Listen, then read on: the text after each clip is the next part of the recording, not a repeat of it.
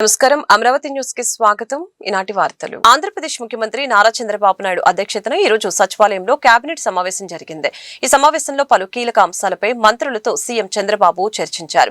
ప్రధానమంత్రి నరేంద్ర మోదీ సూచించిన పొదుపు చర్యలపై ప్రత్యేకంగా కేబినెట్ లో చర్చించారు. ఏపీలో ఉద్యోగులకు వర్క్ ఫ్రం హోం పై చర్చించినట్లు సమాచారం. సూర్యఘర్ పీఎం కుసుమ్ ని సీరియస్ గా తీసుకోవాలని సీఎం ఆదేశించారు. దేశాన్ని కాపాడుకోవటం అందరి బాధ్యత అని సీఎం చంద్రబాబు వ్యాఖ్యానించారు.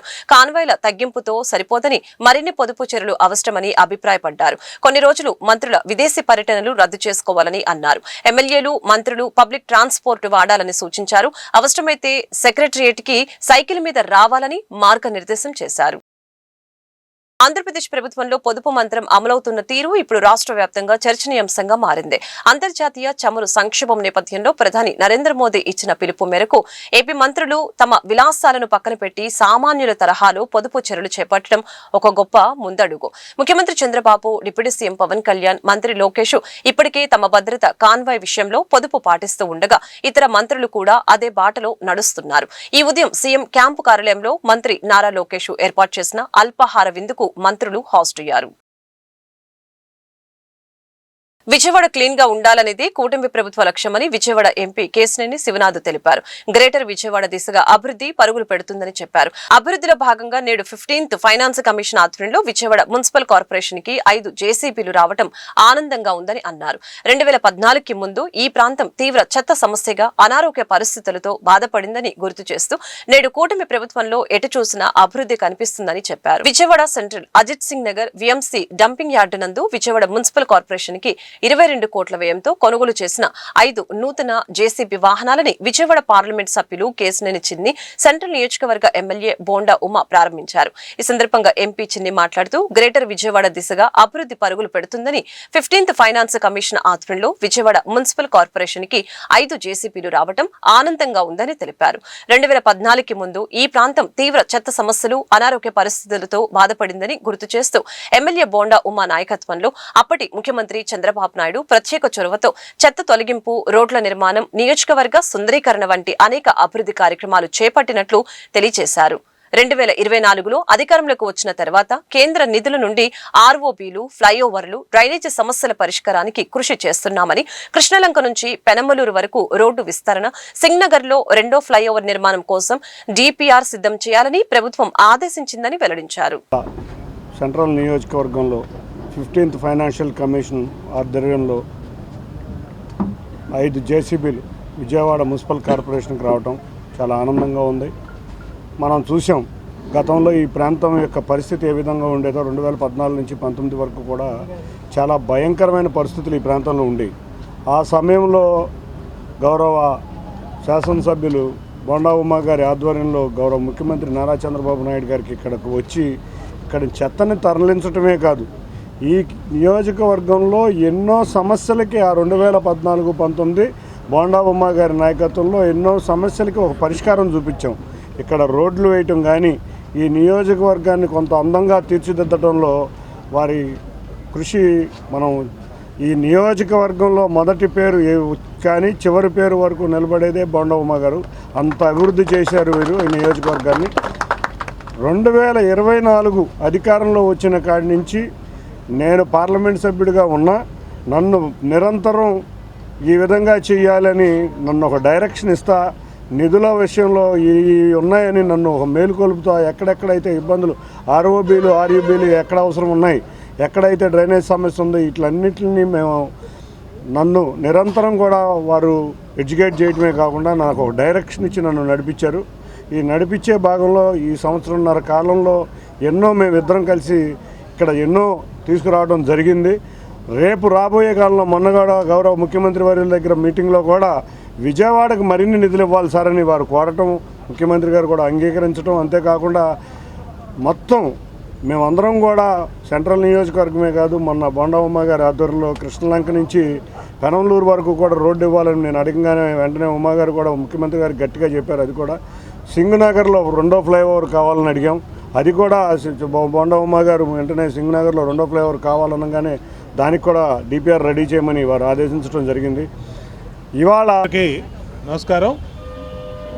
ఈరోజు ఒక పని చేసే పార్లమెంట్ సభ్యుడు ఆ పార్లమెంటుకి ఉంటే ఏ విధంగా కేంద్రం నిధులు వస్తాయో కేశినేని శివనాథ్ చిన్ని గారు పార్లమెంటుగా సభ్యుడిగా ఎన్నికైనాక నిరంతరం కేంద్రం నుంచి రావాల్సినటువంటి కేంద్రం ప్రభుత్వంలో ఉన్న ప్రతి స్కీమ్ని కూడా ఆయన ప్రత్యేకంగా ఫాలో అప్ చేయటం వల్ల నిరంతరం కూడా కేంద్ర ప్రభుత్వం నుంచి నిధులు ఎన్టీఆర్ డిస్టిక్కి పార్లమెంటు 7 నియోజకవర్గాలకు అంతా ఉన్నాయి. ఇవాళ ఏదైతే ప్రధానమంత్రి గారు కానీ ముఖ్యమంత్రి చంద్రబాబు నాయుడు గారు కానీ స్వచ్ఛతకి స్వచ్ఛాంధ్ర స్వచ్ఛ సంరక్షణ అని ప్రతి నెల మరి ముఖ్యమంత్రి కూడా అన్ని నియోజకవర్గాలకు వెళ్ళి ఏ విధంగా అయితే ఆయన పాల్గొంటూ ఉన్నారో ఇక్కడ పార్లమెంట్ సభ్యుడు 7 నియోజకవర్గాల్లో 1 నియోజకవర్గం ఎమ్మెల్యేలైన మేము ప్రతి 3వ శనివారం 1 నియోజకవర్గంలో పాల్గొని స్వచ్ఛాంధ్ర స్వచ్ఛ సంరక్షణ మీద పూర్తిగా దృష్టి పెట్టాం. ఇది ఇవాళ ఎక్సెల్ ప్లాంట్.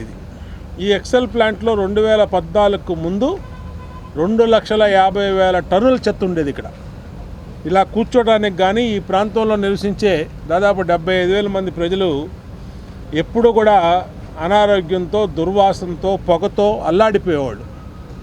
2014లో నేను శాసనసభ్యుడిగా తెలుగుదేశం ప్రభుత్వం అధికారంలోకి వచ్చినాక చంద్రబాబు నాయుడు గారిని ఈ ఎక్సెల్ ప్లాంట్లోకి తీసుకొచ్చి చెత్త గుట్టలు ఎక్కించి ఆయనకి ప్రత్యక్షంగా ఆయనకి సమస్య ఏంటో చూపిస్తే ఆశ్చర్యపోయాడు ఆయన. నేను ఇంత భారత రాజ్యాంగ నిర్మాత బిఆర్ అంబేద్కర్ 135వ జయంతి ఉత్సవాల సందర్భంగా భారతీయ జనతా పార్టీ ఎస్సీ మోర్చా ఆధ్వర్యంలో విజయవాడలో డప్పుల భారత్ ప్రదర్శన కార్యక్రమం నిర్వహించనున్నారు. మే 17 ఆదివారం సాయంత్రం 4 గంటలకు ఇందిరాగాంధీ మున్సిపల్ స్టేడియం నుండి బందర్ రోడ్లోని అంబేద్కర్ విగ్రహం వరకు ఈ ప్రదర్శన కొనసాగుతుంది. కార్యక్రమ నిర్వహణపై బీజేపీ ఎన్టీఆర్ జిల్లా అధ్యక్షులు అడ్డూరి శ్రీరామ్ సభాస్థలిని స్వయంగా పరిశీలిస్తారు. ఈ కార్యక్రమ నిర్వహణపై బీజేపీ ఎన్టీఆర్ జిల్లా అధ్యక్షులు అడ్డూరి శ్రీరామ్ సభాస్థలిని స్వయంగా పరిశీలించారు. ఈ సందర్భంగా ఆయన మాట్లాడుతూ ఈ రాష్ట్ర వ్యాప్త డప్పు కళాకారుల సమ్మేళనానికి కేంద్ర సోషల్ జస్టిస్ మంత్రి వీరేంద్ర కుమార్ ముఖ్య అతిథిగా హాజరు కానున్నారు. అలాగే రాష్ట్ర మంత్రి వై సత్యకుమార్ యాదవ్, బీజేపీ రాష్ట్ర అధ్యక్షులు పివిఎన్ మాధవ్ కూడా పాల్గొంటారని ఎస్సీ మోర్చా రాష్ట్ర అధ్యక్షుడు సురేష్ వెల్లడించారు. ఈ కార్యక్రమాన్ని పెద్ద ఎత్తున విజయవంతం చేయాలని పిలుపునిచ్చారు. రాష్ట్ర నలుమూలల నుండి డప్పు కళాకారుల యొక్క మహాసమ్మేళనం రాష్ట్ర దళిత మోర్చా అధ్యక్షులు పంతల్ సురేష్ గారి ఆధ్వర్యంలోని ఇందిరాగాంధీ మున్సిపల్ స్టేడియం నుండి డాక్టర్ బాబాసాహెబ్ అంబేద్కర్ గారి విగ్రహం వరకు ఇక్కడ ర్యాలీగా వచ్చి ముగింపు సభ చేయబోతా ఉన్నాం. రాష్ట్ర నలుమూలల నుంచి కూడా అనేక మంది డప్పు కళాకారులు కావచ్చు, అనేక మంది కుల మత ప్రాంతాలకు అతీతంగా అందరూ కూడా ఈ యొక్క కార్యక్రమాన్ని జయప్రదం చేయాలని చెప్పి విజ్ఞప్తి చేస్తా ఉన్నాం. అందులో భాగంగానే ఈ యొక్క కార్యక్రమానికి కేంద్ర సోషల్ జస్టిస్ మంత్రి అయినటువంటి వీరేంద్ర సింగ్ గారు, అదేవిధంగా రాష్ట్ర భారతీయ జనతా పార్టీ అధ్యక్షులు పివిఎన్ మాధవ్ గారు, రాష్ట్ర ఆరోగ్య శాఖ మంత్రివర్యులు సత్యకుమార్ యాదవ్ గారు ఈ యొక్క కార్యక్రమానికి ముఖ్య అతిథులుగా విచ్చేసి ఈ యొక్క కార్యక్రమాన్ని రాబోతా ఉన్నారు. కాబట్టి అందులో భాగంగానే ఆ కార్యక్రమాలలో భాగంగానే ఈ యొక్క ప్రాంతాన్ని వచ్చి సందర్శించడం జరిగింది. స్టేజ్ ఎక్కడ పెట్టాలి, అదేవిధంగా ఎల్ఈడీలు ఎక్కడ పెట్టాలి, లేకపోతే జన సమీకరణ వచ్చే జనాన్ని ఎటువంటి అసౌకర్యం లేకుండా ఎక్కడెక్కడ చైర్స్ ఏర్పాటు చేయాలి అనేటువంటి విషయాలపై ఇక్కడ ఈ యొక్క ప్రాంతాన్ని రాష్ట్ర అధ్యక్షులు పంతల్ సురేష్ గారితో కలిసి అనేక మంది దళిత మోర్చా అధ్యక్షులు సర్వసిద్ధి రాజు గారు, రాష్ట్ర నాయకులు గంగాధర్ గారు, అదేవిధంగా అనేక మంది అందరితో కలిసి ఈ యొక్క ప్రాంతాన్ని సందర్శించడం జరిగింది. అందరూ కూడా ముఖ్యంగా డాక్టర్ బాబాసాహెబ్ అంబేద్కర్ గారి ఆశయ సాధన దిశగా నడిచే ప్రతి ఒక్కరు కూడా రేపు జరగబోయే 17వ తారీఖు జరగబోయే కార్యక్రమాన్ని విజయవంతం చేయాలని చెప్పి గుంటూరు తూర్పు నియోజకవర్గం ఎమ్మెల్యే మహమ్మద్ నజీర్ ఆధ్వర్యంలో మినీ మహానాడు కార్యక్రమం ఘనంగా నిర్వహించడం జరిగింది. స్థానిక పొన్నూరులోని స్టీ స్క్వేర్ ఫంక్షన్ హాల్లో నిర్వహించిన మినీ మహానాడు కార్యక్రమంలో కేంద్ర సహాయ మంత్రి పెమ్మసాని చంద్రశేఖర్, జిల్లా టీడీపీ అధ్యక్షులు పిల్లి మాణిక్యరావు, ఏపీ ఐడీసీ చైర్మన్ డేగల ప్రభాకర్, సీనియర్ నాయకులు చిట్టిబాబు, మానీ, రాజా మాస్టర్, భాష్యం రామకృష్ణ హాజరయ్యారు. వీళ్ళందరినీ ఆదుకోవడం కోసం పుట్టినటువంటి పార్టీ మన తెలుగుదేశం పార్టీ. అలాంటి పార్టీని ఈ విధంగా 40-45 సంవత్సరాలుగా, అంటే ఏ రీజనల్ పార్టీ లేనటువంటి విధంగా ఈ రోజు ఉంది అంటే దానికి కారణం ఆ రోజు వేసినటువంటి ఆ విత్తనం, ఆ ఆశయాలని మీ అందరికీ నేను తెలియజేసుకుంటా ఉన్నాను. అదేవిధంగా ఈరోజు గౌరవ ముఖ్యమంత్రి గారు ఇన్ని సంవత్సరాలు రాజకీయ జీవితంలో ఉన్నా కూడా ఎప్పటికీ పోరు లేకుండా ఎప్పటికీ కూడా అందరికంటే ఎక్కువగా పనిచేసే విధానం, ఈ రాష్ట్రంలో తెలుగు ప్రజల జీవితాల్లో వారి ముద్ర ఉండాలనేటువంటి చేసేటువంటి విధానం. అదేవిధంగా మరి నారా లోకేష్ గారు కూడా ఈరోజు తీసుకుని ఆయన కూడా ఏవైతే హామీలు ఇచ్చారో ఈ రాష్ట్రంలో ఉద్యోగాల గురించి కానీ ఎక్కడెక్కడ లేని, అంటే దాదాపు 25% ఇన్వెస్ట్మెంట్స్ మన ఆంధ్ర రాష్ట్రానికి వస్తూ ఉన్నాయి. ఇవన్నీ వచ్చినప్పుడు మనందరికీ, అంటే కార్యకర్తలు కోరుకునే కొన్ని వేరే ఉంటాయి. పదవులు కోరుకుంటారు, వ్యక్తిగతంగా కొంత లాభం కోరుకుంటారు, సమాజంలో గుర్తింపు కోరుకుంటారు, ఇవన్నీ ఉంటాయి. అయితే ఈ అభివృద్ధిలో మీరు కూడా ఏదైతే అభివృద్ధి వస్తుందో ఈ అభివృద్ధిలో కూడా మీకు కూడా తెలియకుండా ఎన్నో లాభాలు వస్తాయి. అది కూడా మీరు గుర్తుపెట్టుకోవాలి. సీఎం రిలీఫ్ ఫండ్ కానీ, కార్యకర్తల సంక్షేమ నిధి కానీ, మీకు ఎప్పుడు ఏ అవసరం వచ్చినా ఈరోజు అందుబాటులో ఉండేటువంటి లోకల్ ఎమ్మెల్యే కానీ, నేను కానీ, మా వల్ల కాకపోతే చంద్రబాబు నాయుడు గారి దగ్గరికి తీసుకువెళ్ళటం కానీ. ఎందుకంటే ఇక్కడ గోడ ప్రభాకరే ఉన్నాడు. ఉదాహరణ మీకు చెప్పాలి, ప్రభాకర్ వాళ్ళ అబ్బాయికి క్యాన్సర్ వస్తే ఎంత సహాయం చేసిందో పార్టీ కూడా మీరు తెలుసుకోవాలి. అంటే ఎక్కడ 40 లక్షలు 50 లక్షల రూపాయల సహాయం కూడా ఒక కార్యకర్తకి ఈరోజు చేస్తా ఉన్నటువంటి ఏకైక పార్టీ తెలుగుదేశం పార్టీ అనే విషయాన్ని ఎన్ని పార్టీలు ఉన్నా కూడా ఇందాక ఎక్కువ మాణిక్యరావు గారు, అదేవిధంగా నజీర్ గారు, మాణిక్యరావు గారు అందరూ బాగా చాలా క్లియర్ గా చెప్పారు మన పార్టీలు. అదేవిధంగా మళ్ళీ కూడా చాలా అద్భుతంగా మాట్లాడారు. మన పార్టీకి వేరే పార్టీలకు ఉన్నటువంటి డిఫరెన్సెస్, అంటే అక్కడ ప్రామిస్లు ఉంటాయి, ఇక్కడేమో నిజంగా అవుట్పుట్ ఉంటుంది, చెప్పిన మాట ప్రకారం చేస్తారు. అయితే ఇంకా మీరందరూ రాజకీయాలంటే దోపిడీ, రాజకీయాలంటే సంపాదించుకోవటం, రాజకీయాలంటే పెద్దలు చేయటం, రాజకీయాలంటే మా ఇష్టానుసారం అనే స్వభావానికి వ్యతిరేకంగా పుట్టినటువంటి party Telugu Desam party. NT Rama Rao గారిని నటుడుగా, దేవుడుగా, రాముడుగా అనేక పాత్రలు చూసి ప్రజలను గౌరవించి ఆయన గొప్ప స్థాయికి తీసుకెళ్లిన తర్వాత ఈ రాష్ట్ర ప్రజల కోసం, తెలుగు వారి కోసం ఏదో ఒకటి చేయాలని చెప్పేసి ఆలోచన చేసి పార్టీ పెట్టినటువంటి 9 నెలల్లోనే అధికారంలోకి తీసుకొచ్చినటువంటి గొప్ప నాయకుడు ఎన్టీ రామారావు గారు. ఈరోజు చాలా మంది మాట్లాడుతూ ఉన్నారు, పక్క రాష్ట్రాల్లో వచ్చేటువంటి మార్పులు కూడా చాలా గొప్పగా మేలు చేశామని చెప్పేసి కొన్ని పార్టీలు చెప్పుకుంటా ఉన్నాయి. ఎన్టీ రామారావు గారు పార్టీ పెడితే 9 నెలల్లోనే అధికారంలోకి తీసుకొచ్చారు. ఈరోజు ఒక రాష్ట్రంలో ఉన్నటువంటి ప్రతిపక్షం గురించి మాట్లాడుకుంటారు. ఆనాడు ప్రతిపక్షం ఏంటంటే దేశంలో ఉన్నటువంటి కాంగ్రెస్ పార్టీయే కర్త కర్మ క్రియ. కాంగ్రెస్ పార్టీ చెప్తే నాయకుడు, కాంగ్రెస్ పార్టీ వద్దనుకుంటే ఆ నాయకుడే బిగాలి. కాంగ్రెస్ పార్టీ అనుకుంటే గెలిచినోడిని ముఖ్యమంత్రి చేస్తుంది, అసలు గెలవని తీసుకెళ్లి కూడా ముఖ్యమంత్రి చేస్తుంది. అంత నియంత్రణతో పోరాటంతో పోయేటువంటి కాంగ్రెస్ పార్టీని ఒక్క 9 నెలల్లోనే మట్టి కనిపించి భారతదేశంలోని రాజకీయ పార్టీలు అంటే ఇలా ఉండాలని చెప్పేసి చూపించినటువంటి మానవుడు ఎన్టీ రామారావు గారు. ఆ పార్టీలో మీరు, నేను, మనందరం కూడా ఉండటం అనేది మన పూర్వజన్మ సుకృతం. తెలుగుదేశం పార్టీ కార్యకర్తల్ని, నాయకుల్ని తయారు చేసేటువంటి పెద్ద కర్మాగారం, పెద్ద పరిశ్రమ. ఈ పార్టీలో పనిచేసినటువంటి వాళ్ళు చాలా గొప్ప స్థాయికి వెళ్ళినటువంటి వాళ్ళు ఉన్నారు. ఈ పార్టీ పెట్టిన విధానం 2 మాటల్లో చెప్తాను. అప్పటికే కాంగ్రెస్ పార్టీ ఏకచక్రాధిపత్యంగా వెళ్తూ నియంత్రణతో పోరాటంతో వెళ్తా ఉంటే చాలా మందికి చదువు లేదు, చాలా వర్గాలు అంటాంతరంతో ఉన్నాయి, చదువుకి దూరంగా ఉన్నాయి, ఇల్లంటే తాటాకులు లేకపోతే 4 బొంగులుగా ఉన్నాయి, రోడ్లుండే కాదు, పేద వర్గాలన్నీ కూడా ఊరు చివరి ఉన్నాయి. ఆ ఊరు చివరికి మురుగునీరు మొత్తం అక్కడ చేయాలి, అక్కడ దోమలు పురుగులు లేకపోతే క్రిమికీటకాలతో అనారోగ్యాలతో ఉండేటువంటి వాళ్ళు పేదలకి ధనికులకి చాలా అంతరాలు ఏర్పడుతూ ఉండేది. అద్దాల మేడలో ప్రమాదంగా డబ్బులున్నటువంటి వాళ్ళు ఉంటే పేదల మాత్రం మురికి వాళ్ళలో పెరుగుతూ ఉండేవాళ్ళు.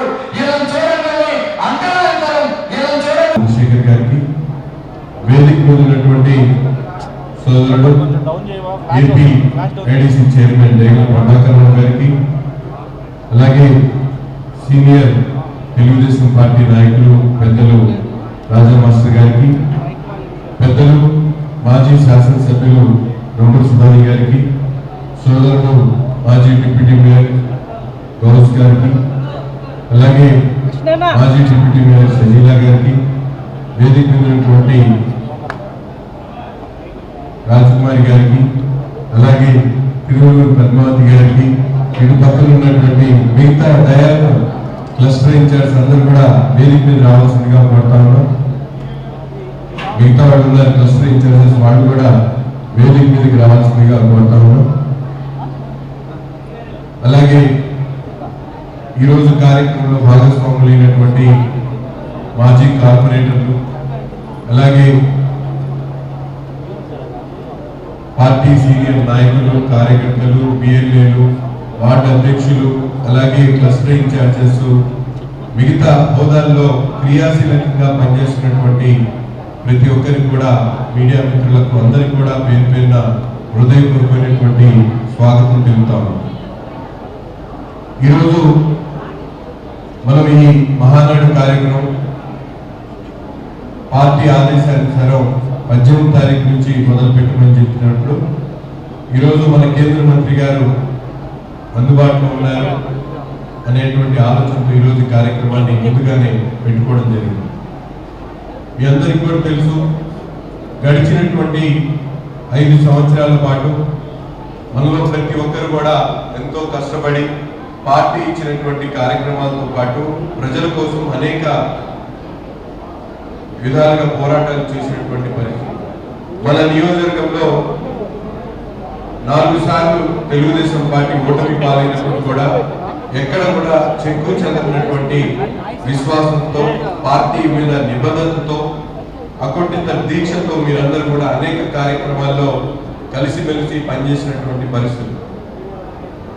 ఈ రోజు కూడా అధికారంలోకి వచ్చిన తర్వాత మన నాయకుడు చంద్రబాబు నాయుడు గారి ఆదేశాలను తూచా పాటిస్తూ ఈరోజు పార్టీని మరింత బలోపేతం చేసే దిశగా అధికారం వచ్చిన తర్వాత ప్రతిపాడు నియోజకవర్గం పరిధిలోని గోరంట్ల గ్రామంలో మీ ఎమ్మెల్యే మీ వద్దకు అనే కార్యక్రమం ఎమ్మెల్యే నిర్వహించారు. గోరంట్ల గ్రామంలోని ప్రజలను కలిసి వారి సమస్యల్ని స్వయంగా అడిగి తెలుసుకున్నారు. ప్రజల వద్ద నుంచి వచ్చిన ఫిర్యాదుల్ని సంబంధిత అధికారులకు తెలియజేసి సత్వరమే వాటిని పరిష్కరించాలని ఆదేశించడం జరిగింది. అనంతరం ఎమ్మెల్యే మీడియాతో మాట్లాడారు. ఈ ప్రాంతంలో రోడ్లు, సైడు కాలువలు, కరెంటు సమస్య ఉన్నాయని స్థానిక ప్రజలు తమ దృష్టికి తీసుకువచ్చారని తెలిపారు. త్వరితగతిన వాటిని పరిష్కరించే విధంగా సంబంధిత అధికారులతో చర్చించి ఆ సమస్యల్ని పరిష్కరిస్తామని భరోసా ఇచ్చారు. కూటమి ప్రభుత్వం అధికారంలోకి వచ్చినప్పటి నుంచి పలు అభివృద్ధి కార్యక్రమాలు వేగవంతంగా జరుగుతున్నాయని చెప్పారు.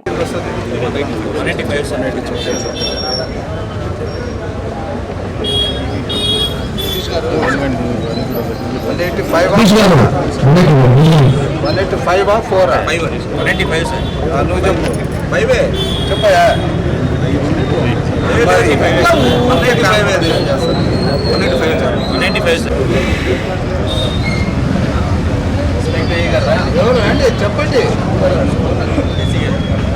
ఎస్సీ గారు నీకు తెలీదా? మరి చెప్పు, ఎవరు కాంట్రాక్టర్, ఎవరు, ఎక్కడ వర్క్? ఓకే, శాంక్షన్ ఎస్సీనా ఎస్టీనా? మళ్ళీ క్యాన్సల్డ్, ఇప్పుడు మళ్ళీ రీటెండర్ చేస్తున్నారా? దాంట్లో మనకు ఒక ట్యాంకు, అంటే ఇక్కడ ఒక 5-6 ఎకరాలలో ఒక మనకు రిజర్వాయర్ కూడా ఏర్పాటు కాబోతుంది. అంటే సంపు ఇంకా మనకు నిత్యం వాటర్ సమస్య అనేటువంటి ఎక్కడ ఉండదు. ఓన్లీ ఒక 1.5 year ఆగండి. ఇంతే నేను కోరేది. నెక్స్ట్ మన ఎన్నికలు కూడా వస్తున్నాయి కాబట్టి కార్పొరేషన్ ఎన్నికలు అభ్యర్థిని ప్రభుత్వం అంటే పార్టీ ఎవరు నిర్ణయించినా యునానమస్ గా జరగాలి. ఎందుకంటే వైసీపీ నాయకులు ఎవరు లేరుగా, ఎవరున్నారు వైసీపీ నాయకులు? నీళ్ళు ఇచ్చేటప్పుడు లేరు, కరెంట్ వేసేటప్పుడు లేరు, డ్రైన్ కట్టేటప్పుడు లేరు, రోడ్డు వేసేటప్పుడు లేరు. కనీసం 5 సంవత్సరాలు ఒక్క కొబ్బరికాయన పడిపోయిందా అని అడుగుతున్నాను.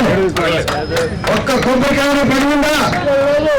మరి ఏ ముఖం పెట్టుకొని ఇంకా వైసీపీ వాళ్ళు మాకు రాజ్యం కావాలి, మళ్ళా మేమే వస్తాము, ఎక్కడొస్తారు మీరు? జీజీహెచ్ నాట్కో క్యాన్సర్ సెంటర్ లో 18 కోట్ల వ్యయంతో ఏర్పాటు చేసిన పెట్ సిటీ స్కాన్ ప్రారంభోత్సవం గురువారం ఘనంగా జరిగింది. ఎంపీ పెమ్మసాని చంద్రశేఖర్, మంత్రి సత్యకుమార్ యాదవ్ హాస్టే సెంటర్ ప్రారంభించి మాట్లాడారు. లీనాక్ పెట్ సిటీ స్కాన్ ఏర్పాటుతో దేశంలోనే మొట్టమొదటి L1 క్యాన్సర్ కేర్ సెంటర్ గా రూపాంతరం చెందిందని చెప్పారు.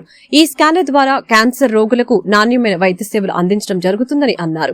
70% క్యాన్సర్లు నివారణ సాధ్యపడుతుందని, ఈ క్రమంలోనే ప్రభుత్వం క్యాన్సర్ పై అవగాహన కార్యక్రమాల్ని చేపడుతుందని అన్నారు.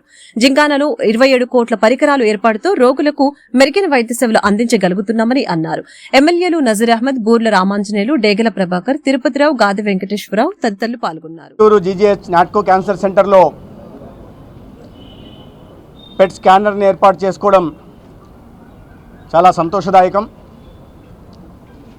ఇప్పటికే 2 లీనాక్ మిషన్లు, ఒక సిటీ సిమ్యులేటర్, బ్రాకీథెరపీతో పాటు ఇవాళ ఏర్పాటు చేసుకున్న పెట్ స్కానర్ కారణంగా Guntur GGH Natco cancer centre దేశంలోనే మొట్టమొదటి L1 క్యాన్సర్ సెంటర్గా రూపాంతరం చెందింది.